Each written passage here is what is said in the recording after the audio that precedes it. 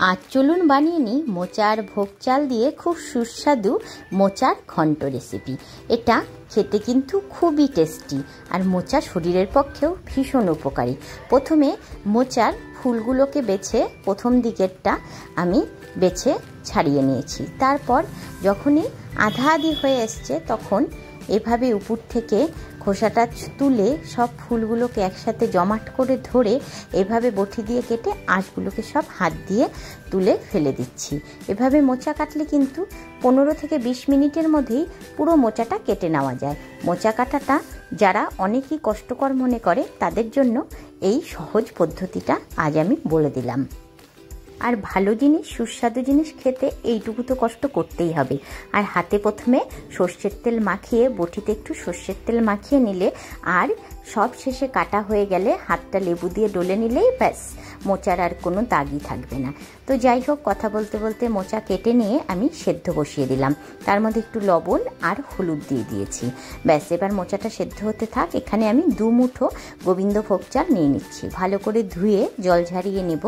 এই ভোগ চাল দিয়ে মোচা কিন্তু খেতে দুর্দান্ত লাগে। আপনারা কারা মোচা এভাবে ভোগ চাল আলু দিয়ে খেয়ে থাকেন আমাকে কমেন্ট বক্সে অবশ্যই জানাবেন।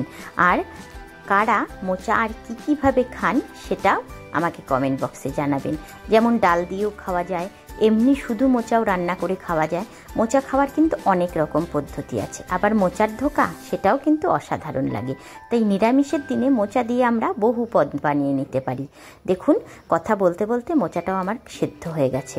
নেড়ে দেখলাম আর একটু সিদ্ধ হবে, তাই আবারও একটু ঢাকা দিয়ে গ্যাসের আঁচ কমিয়ে আস্তে আস্তে হতে দেব আবারও 10 মিনিট মতন। টোটাল 15 মিনিট লেগেছে আমার পুরো মোচাটা সেদ্ধ হতে। এবার জল ঝরিয়ে নেব এই মোচাটা। সত্যি কথা বলতে গেলে নিরামিষের দিনে মোচা আমার ভীষণ প্রিয় একটি পদ, যা দিয়ে আমি অনেক রকমভাবে অনেক কিছু বানিয়ে খাই। তো মোচাটাকে এভাবে জল ঝরিয়ে নিয়ে এখানে আমি বড় একটা আলু টুকরো করে কেটে নিয়েছি।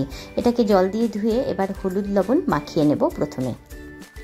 আপনারা নিরামিষের দিনে কে কে এইভাবে মোচা বানান অবশ্যই আমাকে কমেন্ট বক্সে জানাবেন। আর ভালো লাগলে চ্যানেলটিকে সাবস্ক্রাইব করবেন যদি আমার চ্যানেলে নতুন হয়ে থাকেন। কড়াইয়ে এবার বেশ কিছুটা আমি রিফাইন অয়েল দিয়ে দিলাম। তেলটা গরম হলে প্রথমে আলুটাকে ভেজে নেব। আলুটাকে কিন্তু একটু লালচে করেই ভাজবো। এই মোচার মধ্যে কিন্তু আলুটা হালকা ব্রাউন কালার হলে তবেই খেতে স্বাদ লাগে। একটু নেড়েচেড়ে নিয়ে ঢাকনা দিয়ে এটাকে ঢেকে আমি 3-4 মিনিট রেখে দেব। তাহলেই দেখুন আলুটা খুব সুন্দর ভাজা হয়ে যাবে। আপনারা এভাবে আলু ভাজবেন তাহলে খুব তাড়াতাড়ি হয়ে যাবে। মোচা কেটে সব কিছু করে রান্না করতে কিন্তু পুরো 1 ঘন্টাও আমার লাগেনি। সুতরাং মোচা রান্না করা যারা মনে করেন খুব কষ্টকর, তাদেরকে বলছি এমন কিছু কষ্ট বা এমন কিছু টাইমের ব্যাপার নেই। আলুটাকে তুলে রেখে ফোড়নে দিয়ে দিচ্ছি 2 টুকরো দারচিনি, 3টে ছোটো এলাচ, 2টো তেজপাতা। ব্যাস, ফোড়নটা ভালো করে গরম হলেই এখানে 8-10টা কাজুকে টুকরো করে নিয়েছি, সেটা দিয়ে দিলাম। 1 মুঠো কিশমিশ দিয়ে দিলাম। কিশমিশ আর কাজুটাকে আপনারা চাইলে আগে ভেজে তুলেও রাখতে পারেন। আমি ওই শর্টকাট পদ্ধতিতে করছি বলে একবারই কিশমিশ আর কাজুটাকে দিয়ে একটু ভেজে নেবার পর লাস্টে জিরেটা দিলাম, কারণ না হলে জিরেটা পুড়ে উঠবে। জিরেটা দিয়ে একটুক্ষণ নাড়াচাড়া করে নেব। ব্যাস, জিরেটা যখন হালকা ভাজা হয়ে আসবে তখন আমি এর মধ্যে ওই সিদ্ধ করে নেওয়া মোচাটা দিয়ে দেব। তারপর নেড়ে চেড়ে নিয়ে ওই যে 2 মুঠো ভোগ চাল আমি ধুয়ে রেখে দিয়েছিলাম সেটাও এর মধ্যে দিয়ে দেব। আগেও ভোগ চালটা দিলে হতো, মানে মোচার আগে কাজু কিশমিশ ভাজার পর ভোগ চালটা দিয়ে তারপর মোচাটা দিতে হতো। এখানে আমার একটু ভুল হয়ে গেছে, তাই মোচাটা আগে দিয়ে দিয়েছি। যাই হোক, কোনো ব্যাপার না, ভোগ চালটাও দিয়ে দিয়েছি। এবার গ্যাসের ফ্লেমটা বাড়িয়ে দিয়ে পুরো গ্যাসে মোচাটা আর ভোগ চালটা সুন্দর করে ভাজা ভাজা করে নেব। এখানে কিন্তু গ্যাসের আঁচ একদম কম রাখবেন না। প্রায় 10 মিনিট মতন ভালো করে মোচা আর ভোগ চালটাকে ভেজে নিতে হবে। তারপর এখানে কিছু বেসিক মশলা, লবণ, চিনি, জিরের গুঁড়ো আর হলুদ গুঁড়ো দিয়ে দিলাম। দিয়ে এবার মশলা সমেতই আমি এখানে ভোগ চাল, মোচা আর মশলাগুলোকে খুব সুন্দর করে ভাজা ভাজা করে নেব। এখানে কিন্তু নাড়া বন্ধ করলে হবে না, যেহেতু গ্যাসের আঁচটা ফুল বাড়ানো আছে তাই ভালো করে নেড়ে দিতে হবে। এবার একটু কাশ্মীরি লঙ্কার গুঁড়ো দিয়ে দিলাম, সুন্দর তাতে কালার আসবে। আর ঝালের জন্য দিয়ে দিব শেষে কাঁচা লঙ্কা। এখানে আর দিয়ে দিলাম আমি সানরাইজের শাহি গরম মশলার গুঁড়ো। ব্যাস, আবারও বেশ কিছুক্ষণ নেড়ে চেড়ে নিচ্ছি।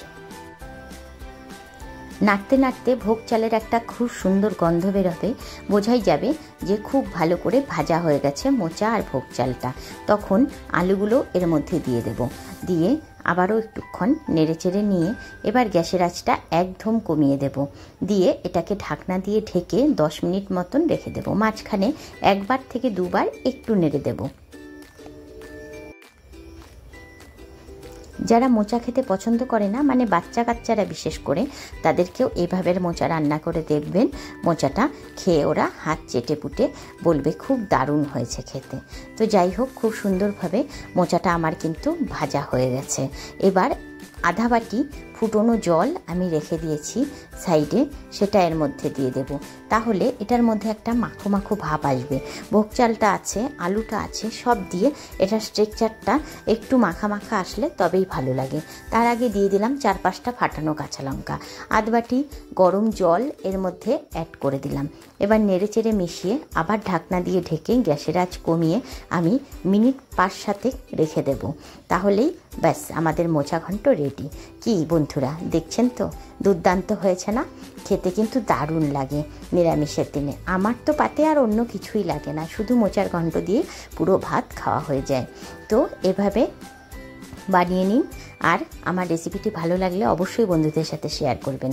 এবার শেষে 1 চামচ ভর্তি করে ঘি দিয়ে দেব, যেহেতু নিরামিষ রান্না আর মোচাতে ঘি দিলে কিন্তু দারুণ লাগে।